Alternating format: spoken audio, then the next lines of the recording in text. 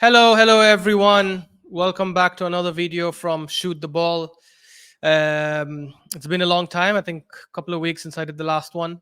Um, but I had to do a video after the embarrassing defeat yesterday against Aston Villa. Please don't forget to like and subscribe. It's the only thing that we can get solace from now. Yesterday, Arsenal had a chance to go clear of Man City and Liverpool when we took on Villa at the Emirates. And this was obviously following an embarrassing defeat to Crystal Palace for Liverpool. Shocking defeat as well at Anfield. And it was just like Arsenal to bottle it, right? Because now we knew we win this game. We're 3 points clear of Liverpool, a point clear of City, who, yes, might have easier fixtures compared to Arsenal. But if we are on top, I would back us to be able to win the other games. Or at least I thought I thought we would be able to win the other games. But I genuinely believe this mentality issue is gone this season. And it clearly isn't, right? I think the fact that Liverpool lost to Crystal Palace probably added more pressure to us. It probably added more pressure. The players got in thinking, you know what, we win this game, we're clear. No real desire, no real hunger.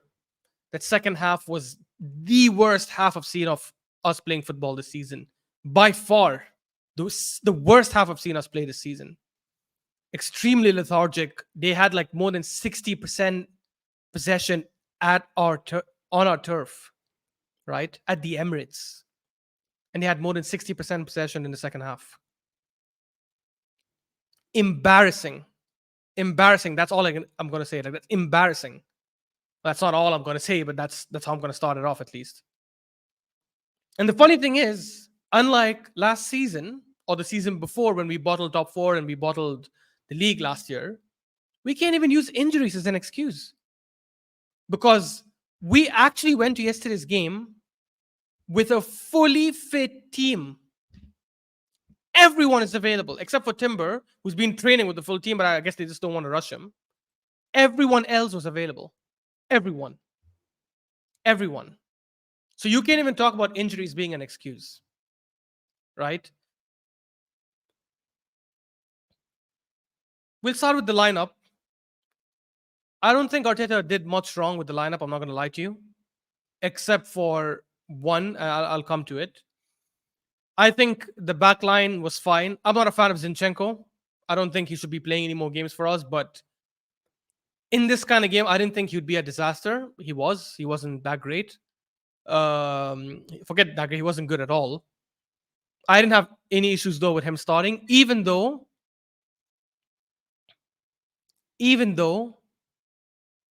I don't rate him one bit defensively, right? And even on the ball, I don't rate him this season. The one thing with Zinchenko, and I've said this on other channels before, I don't criticize him much for his defensive frailties, because I understand that we're supposed to get or reap rewards from his offensive abilities.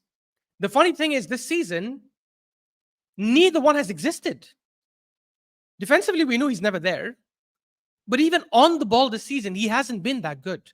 He's been misplacing a lot of passes, giving up the ball in our defensive third.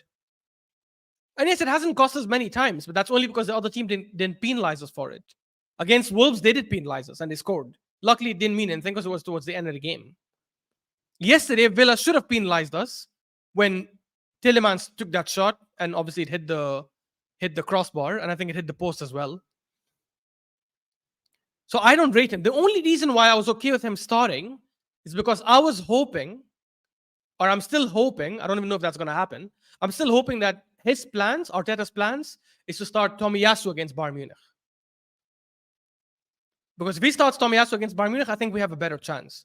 They say Sane might not be fully fit, but assuming he is, I would rather Tommy goes up against him than Kivior or Zinchenko. So I was just thinking, you know what? Let's start Zinchenko or Kivior, doesn't matter if we get to start Tomiyasu. But I'm only saying this because I didn't think it'll cost us the game. Midfield, He's gone back to that same crap of playing Havertz in the mid when that's never worked all season. The only time Havertz has been performing decent, I wouldn't even say great, the only time he's been performing okay was as a striker. And even as a striker, by the way, I don't rate him. I know he's people say, look at the number of goals he scored since January as a striker. I still don't rate him as a striker. We had Giroud also who was pulling up similar numbers. I didn't rate Giroud either. Because for me, unless you're someone like Haaland, who gets you astronomical numbers as a striker, but there's nothing else on the pitch, I don't rate these kind of strikers. Havertz is not like Haaland.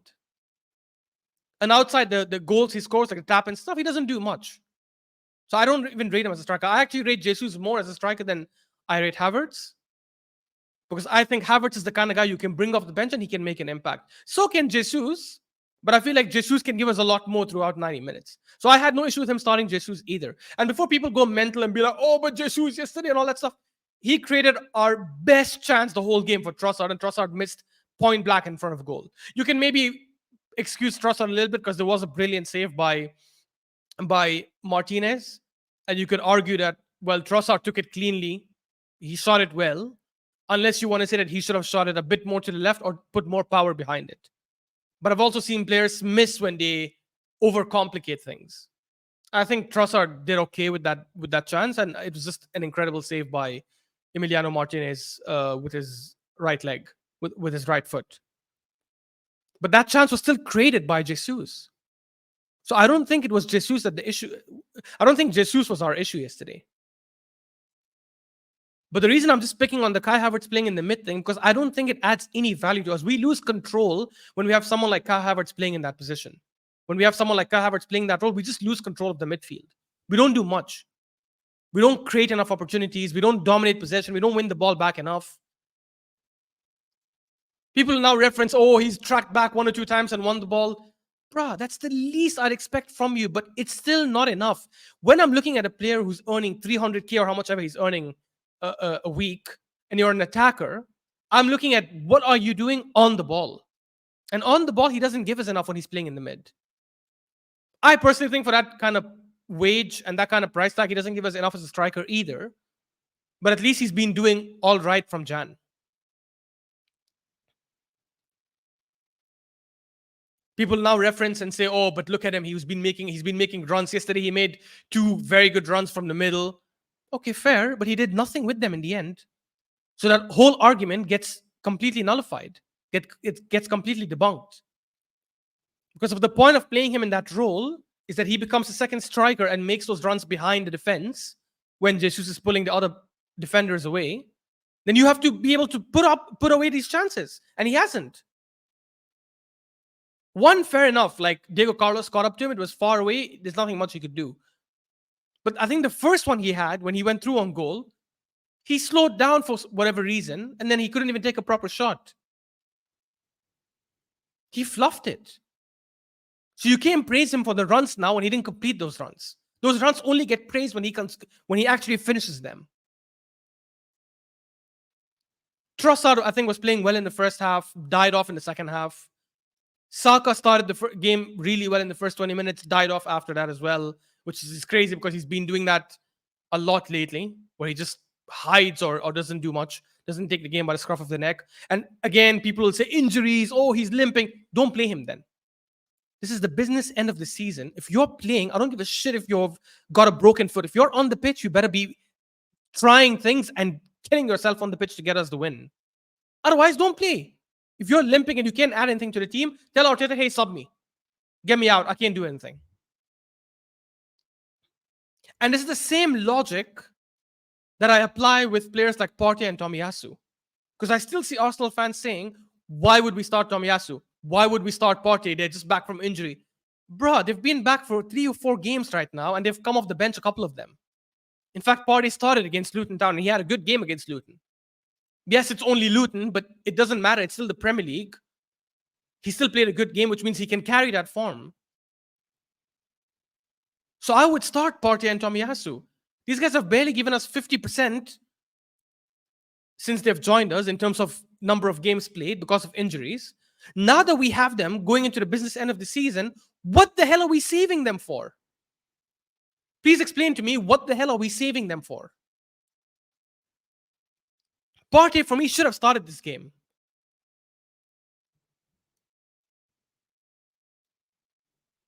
It's just annoying, man, because honestly, this felt like the season we could do it.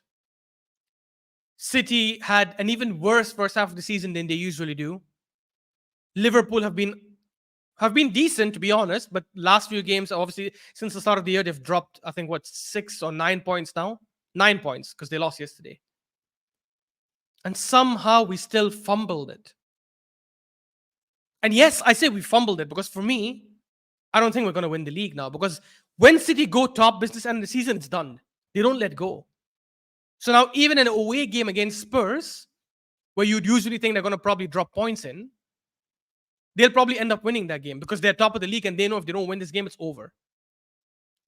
Because they have the quality players, they have the mentality. That's the most important thing. They have the mentality. I don't think the reason we lost yesterday is because we don't have the players. I think our players are better than Aston Villa in almost every position. Literally, if we put our best Arsenal 11 versus Aston Villa's best 11, except for Ollie Watkins, I think we win in every other department. And not because Ollie Watkins is a phenomenal striker, it's just because we don't have a striker that can get us these many goals. But in every other position, okay, and maybe Emiliano Martinez. I like Martinez more than I like Raya or Ramsdale. Because he's a better shot stopper, and I think with his feet, he's actually quite decent. He's not bad. So that's it. Two of this combined 11 would all be would be Aston Villa. Every other player in the other 9 positions would be Arsenal's. So we have a better team than them, and that team was available yesterday. They didn't have Kamara, they didn't have Douglas Luiz, obviously, who got suspended. So they didn't have their full team. So for me, it wasn't an issue with the players or lack of quality in players. For me, I do complain about the lack of quality in some players like Zinchenko and all, who shouldn't be starting for us. But regardless of Zinchenko starting or not, we should have still won the game yesterday. The reason we lost yesterday is because of the mentality. Because we're coming now towards the end of the season. We had a chance to go clear on top, and we just bottled it because our players choked. Our players just choked. I feel if we played Aston Villa on Saturday before City played and before Liverpool played against Crystal Palace, we might have beat them. I think we might have beat them. Because we would be getting into that game with less pressure, knowing that City and Liverpool are probably going to win. So we just need to stay where we are. But I think that Liverpool defeat probably added more pressure in Arsenal's heads because they're like, oh shit, we can actually do this. And I think that just got them to crumble. And we can say fatigue, because I've heard people say that. Oh, look at how many games we've been playing every 3 days and all that stuff. Aston Villa played on Thursday. They played on Thursday, so they had 2 days less stress than us. So this fatigue is not an excuse.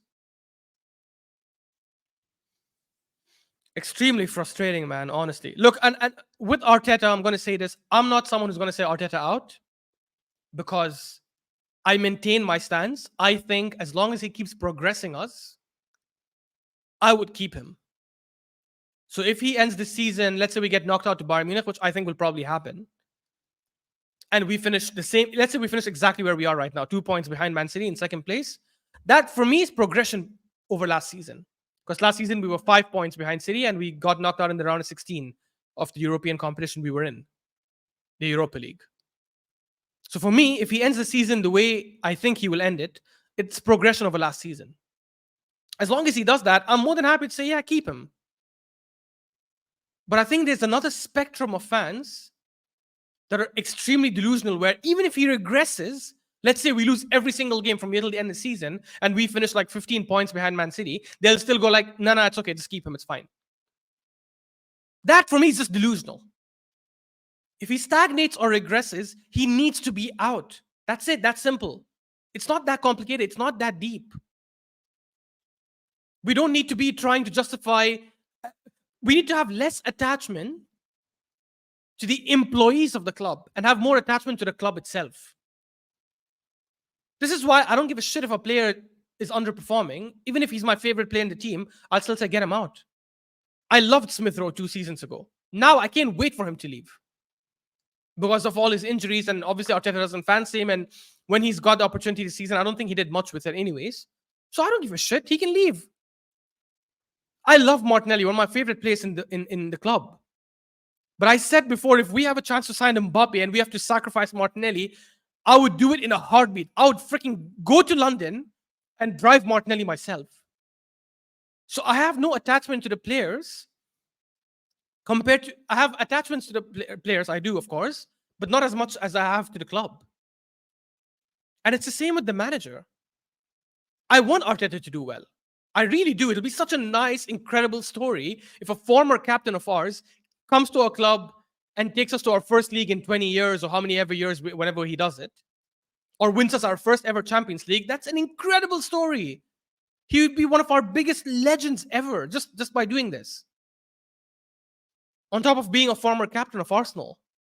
I would love for him to do that, but I'm not attached to him to the point where I'll say, oh, don't sack him no matter how it is, because look where he's taken us from.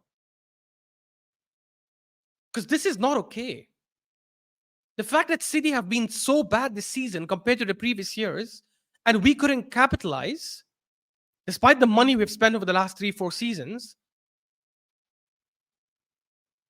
is incredibly disappointing. And it is a failure, 100%. Even if he progresses us this season, which again looks likely, I would still say it's still a failure of a season. Because he should have at least won the FA Cup, which we choked against Liverpool when we missed all those chances and we just capitulated after the own goal was scored. And we've bottled the league from a very, very good position. From a very good position. We finished the most difficult games. We took 8 out of 12 points against our fellow title rivals. And we still ended up bottling it to freaking Aston Villa, who got smashed away from home to Liverpool. Got smashed away from home to City just recently. Lost, I think, 5-1 to Newcastle in the opening game of the season. Got smashed to Spurs, I think, at Villa Park, if I'm not wrong, a couple of weeks ago, 4-0.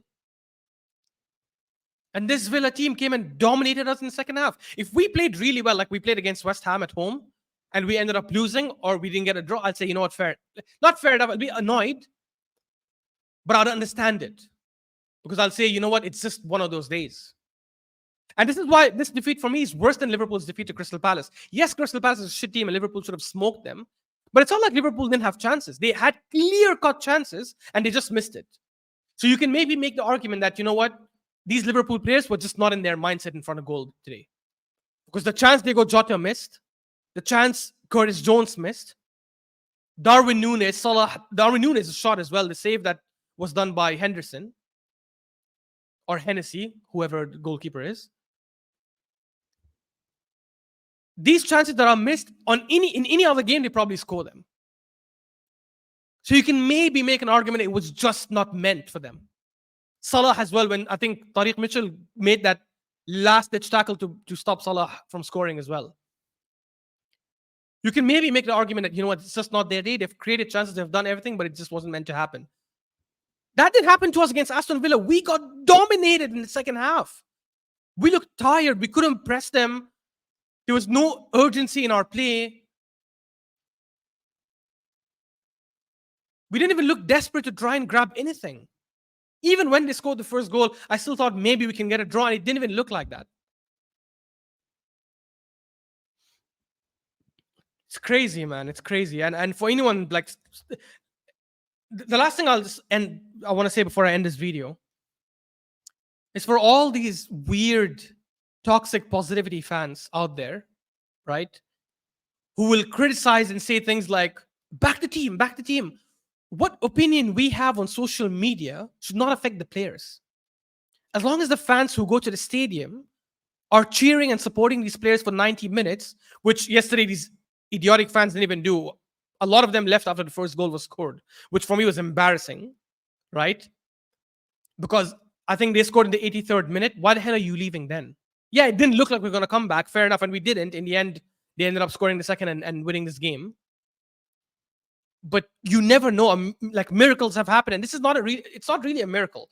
If we came back from 1-0 down in the 83rd minute and scored 2 goals in the last 7 minutes plus stoppage time, which I think was also another 7 minutes, So 14 minutes, it didn't look likely, but you can't say it's impossible that we would have scored 2 goals. So I don't get why fans left. So those fans you can get at. But fans like me and other fans on social media who are coming out and criticizing the club and criticizing the manager and saying, you know what, I don't think we're going to win it now. It's idiotic for you guys to come against fans like us and say, just back the team. What a weak fan base. How is this? What we're saying, how does that affect the freaking players? Don't give me this crap that fans are going to AFTV and all these channels and seeing what the fans are saying. No, I mean, the players are going to AFTV and all the big channels and seeing what they're saying. That's the player's problem. Stay off social media then, if you're going to get that influenced by it. You're a professional getting paid hundreds and thousands of pounds a week. You're telling me the views of fans on social media is affecting the way you perform. Don't give me that crap. For any fan who thinks that we might not be able to do it, it's their right to think that way. Because there's more evidence of us bottling these things than there's evidence of us being able to get the job done. So evidence backs these so-called negative fans. Anyways, man, I think for me personally, the league is done. Right? Even if we win all our remaining games, I still think I think City will win all their remaining games. And even if they drop points in one game, because people will say they have Spurs away. Yeah, we have Spurs away as well. And Spurs away is probably a more difficult game for us because it's a derby. If Spurs put in 100% against City, they're probably going to put 110% against Arsenal because there's more impetus. They have Brighton away, we've got United away.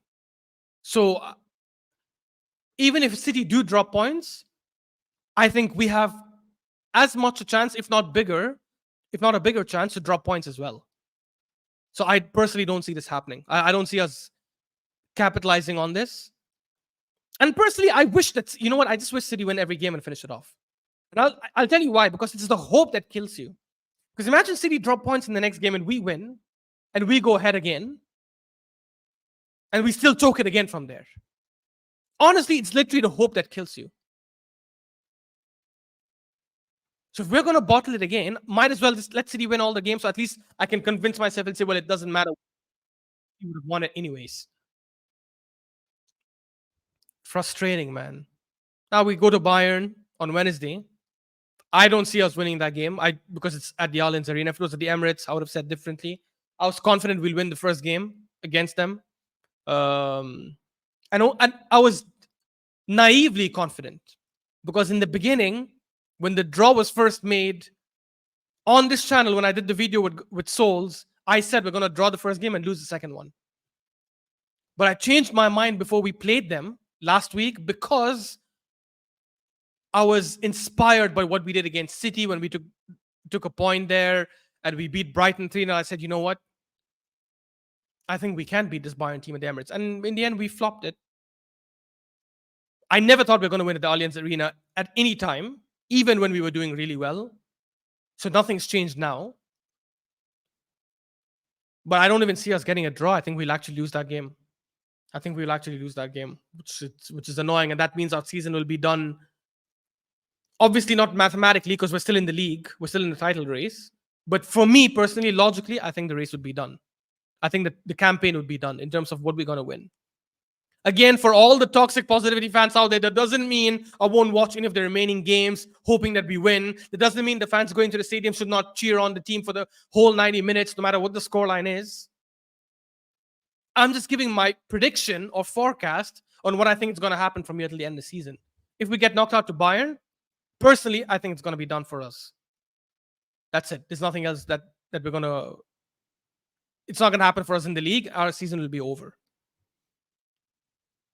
However, if we knock out Bayern, maybe that'll give us motivation in the league. Maybe. Even then, I still see City winning it. Now that they've gone on top, I don't think they'll let go. And goal difference, by the goal difference that's been there for us, I don't even think it'll apply as much at the end of the season. Because City have these kind of games where they can win 4-5-0. And they can easily close that gap. They're already the best attacking team. We were the best attacking team before this game week, and they're already the best attacking team right now. Anyways, sorry, I just wanted this to be a 10 minutes rant video. It went on for like 25 minutes, which is, uh, I guess I fluffed it like my team did against Aston Villa yesterday. But it is what it is. Guys, please don't forget to like and subscribe. I'm going to try to do a lot more of these videos that are not live because I think it's just easier to record and I can get them out quicker, especially like after working hours, because it's like 6:46 right now. Anyways, cheers, guys.